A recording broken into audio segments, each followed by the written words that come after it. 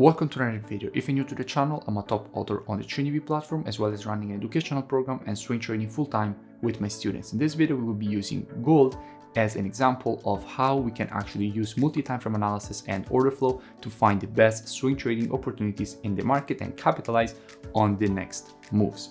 So without further ado, I will invite you to check out the video until the end because it will be very valuable.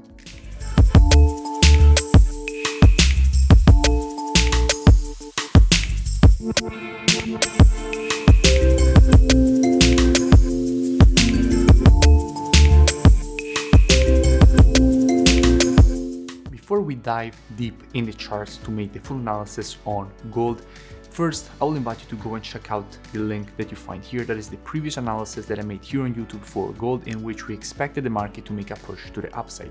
The simple reason for that was both from a technical perspective and order flow perspective, there were clear signs for an up move because hedge funds during the move to the downside were clearly not adding shorts. So they were simply waiting for the market to go lower, and obviously it was going lower because they were closing massive shorts, massive longs, so taking their profits on the long position. And what did we expect? Again, more accumulation on the bottom for the push to the upside. So we will be first diving deep on that, and then we will see what we can actually expect next from gold and what kind of opportunities we have to capitalize in the gold market.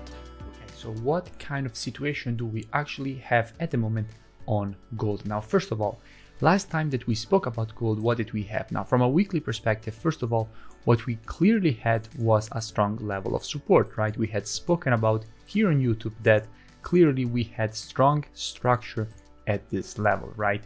We had clearly previous support here, then turn resistance, again, turn support at this level. And what did we want to see? We wanted to see the market make a strong push away from this area, right? And that is exactly what the market has given us. A little bit of stop hunt below and then a nice long push to the upside, exactly as we wanted to see it. Now, if you remember, there's one main reason for which we wanted to see this push to the upside. And the reason for that is that if we go and see what was going on from a COT perspective, so what hedge funds were actually doing on gold, what we could see is overall that this push to the downside was only coming from longs closing, okay?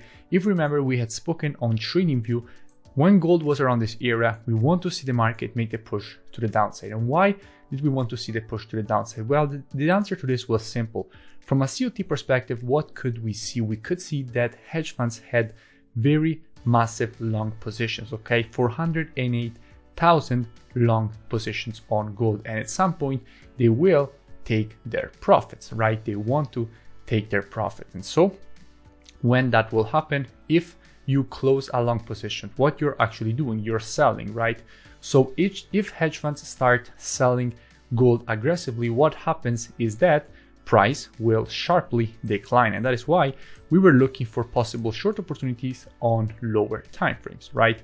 And there were plenty of nice short opportunities for this push to the downside. Now, after that, from this area, why did we say we want to see the push to the upside in the last video? Because what did we have? We clearly had a situation in which during a push to the downside, did we see some proper shorting? Now, if the market is going to the downside, okay, what do you want to see? You want to see hedge funds adding shorts, right? Because if they're adding shorts, then you can expect the push to the downside to continue.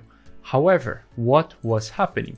They were not adding shorts. Okay, what we can see here is that minus 1.2K, minus 7K, minus 9.6K, minus 1.2K, they were closing their short positions during the push to the downside, which leads to what conclusion? It leads to the conclusion that they don't want to short. Okay, they're not interested in a continuation to the downside. They're interested in taking their profits and then doing what? Accumulating some more new long positions for a push to the upside, which is exactly what the market has given us at the moment. Now, what we can see with the last report is that, again, they basically had closed the shorts, and after that, we could clearly see also on the 4-hour time frame a clear accumulation phase here. If you go on the 4 hours, you will see it, clear accumulation phase here, and the market broke all structure to the upside. So after this push, which is the next opportunity to actually capitalize on a move in the market? Now, as you know, trading is all about reacting to situations that are in the market. So they create in the market. So which is the best area at which we can find a good risk to reward opportunity, a good swing trade for the best probabilities and the best situation in which we can react to what the market is giving us by taking a good trade. Just a quick reminder, make sure you comment below and you let me know which pairs or instruments you would like me to cover and analyze in the next videos. Well, that area is around here. Now, why is this a strong structure area? Because what do we have? Very strong support here. Again, supported this area, the market broke it to the downside, went for a clear retest of this zone, and this is what? If it was support here, resistance here, what it will be at this area? It will be support, right? So we have clear previous resistance, turn support, creating a strong structure level around here, which means what? Which means that this is a perfect area to be looking for a possible long opportunity. So to be looking for potentially reacting to a situation that could create inside of here. So how we will be approaching this with students. Now, first of all, if a market makes an impulse, okay, if you want information on the push to the downside, what are you supposed to be doing? Well, what you're supposed to be doing is taking your Fibonacci on the impulse, because we spoke about this many times. There is also a video that I made about Fibonacci retracements. If you want information on retracement, you take your Fibonacci on the impulse. If you want information on the next impulse, you take your Fibonacci on the retracement. So if you want information on this retracement, we will have to take our Fibonacci on the impulse, right from the low to the high of this impulse, which will give us a confluence area inside of here, right between the 50% and 0.618, which is the golden ratio of Fibonacci, right, where the market most of the times will actually make its pullbacks. So the simple way in which we will be approaching this with students is this. First of all, we will have to see the market make a pullback inside of this area. Why? If you're asking yourself, why do we really need to wait all the way for this push to the downside? Because if you took the long and you capitalized on this move to the upside, perfect. If you did not capitalize, anyway, there is always more opportunities if the market will make a pullback, because here we had good probabilities for the push to the upside, because as you know, banks like to buy low and sell high, and we want to trade together with them, not against them. And since here we are at a high area, from here, even if the market will continue to the upside, do we have good probabilities? Do we have good risk to reward?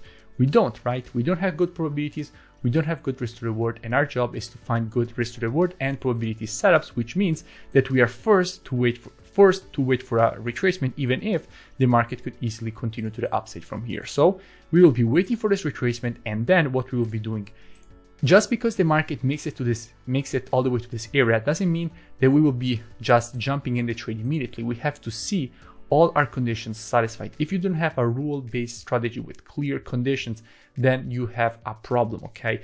So what we will be doing with students, waiting for one of our valid entries to present itself. And that is what you are supposed to be doing every time that the market is near to satisfying your rules for direction. So if the market will make a pullback to here, our rules for direction will be satisfied. Then it's about waiting for our rules for entry to be satisfied. So what we will be doing, we will be waiting on the 4-hour time frame for one of them to present itself. Now, obviously, I can't tell you my rules for entry, but what I can tell you is that clearly, when the market will start to make the push to the downside from a 4-hour perspective, what will happen?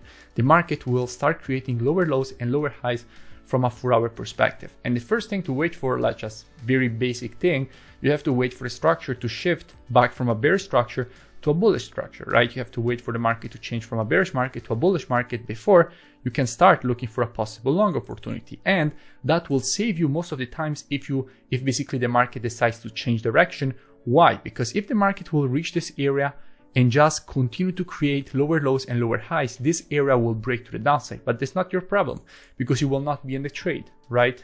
You're just waiting for the market to show its hand, and then you react to what the market is actually showing you, instead of trying to predict that the market will actually bounce from here. So being in the best situations possible, waiting for this retracement, and then waiting for the market to show bullishness, showing that it actually wants to move to the upside. And then as soon as the market will provide to us one of our valid opportunities, we will be taking a nice long with a good risk to reward and good probabilities, at least a 1 to 3 risk to reward. Why 1 to 3? Because you can be wrong 7 times out of 10 and you will still be in profit with a 1 to 3 risk to reward. That is the magic of having a very high risk to reward ratio, and is why you are supposed to be basing your strategies as well with very high risks to rewards. It is the holy grail of forex trading: risk management and risk to reward. Without them, is almost impossible to be consistent in the market in the long term and generate steady returns over the year.